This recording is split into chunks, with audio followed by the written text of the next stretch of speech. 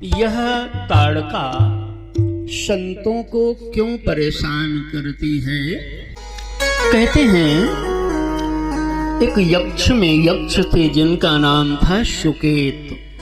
उन सुकेत यक्ष ने बहुत विशाल पुत्र की प्राप्ति के लिए ब्रह्मा जी की तपस्या किया।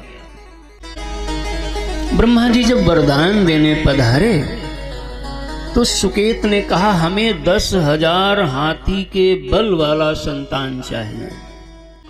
बेटा या बेटी ये कहना भूल गए। ब्रह्मा जी ने सोच लिया कि ये होगा तो बड़ा गड़बड़ ही, तो पुत्र के बजाय पुत्री कर दिया। जन्म ली। 10,000 हाथी का बल है इसके शरीर में। माया से रूप बदल लेती है। युवा हुई। उसी समय एक दूसरे यक्ष हैं जिनका नाम है जंभ। जंभ का एक युवा पुत्र है जिसका नाम है शुंद। वो भी बड़ा बलवान है। उसके साथ में इस ताड़का का विवाह हुआ। मानव जीवन में भोग का भी विधान है कि धर्म सम्मत भोग करिए। वासनाओं की पूर्ति के लिए, मानव जीवन निर्वाह के लिए धर्म सम्मत, धर्म की आज्ञा में रह करके भोग करना ये धर्म है, अपराध नहीं है। इसलिए विवाह की व्यवस्था है। लेकिन काल की मर्यादा है, देश की मर्यादा है, समय की मर्यादा है।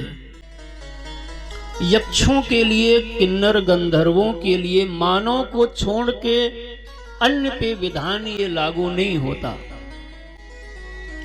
ये पति पत्नी गंगा के किनारे 2 विशाल वन हैं जिनका नाम है मलद और करुष। इन्हीं वन में एक बार देवराज इंद्र जब वृत्रासुर का प्रसंग आया, उसके बाद वहीं पे तप करने आए थे।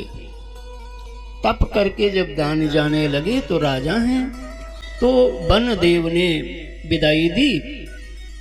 तो इंद्र देव ने उन्हें वरदान दिया कि तुम सदा हरे भरे भरे रहोगे, और जहां अच्छा हरा भरा वातावरण होता है वहां अच्छे लोग भी रहना चाहते हैं और बुरे लोग भी वहीं रहना चाहते हैं। ये बड़े सुंदर 2 वन हैं, मलद और करुष।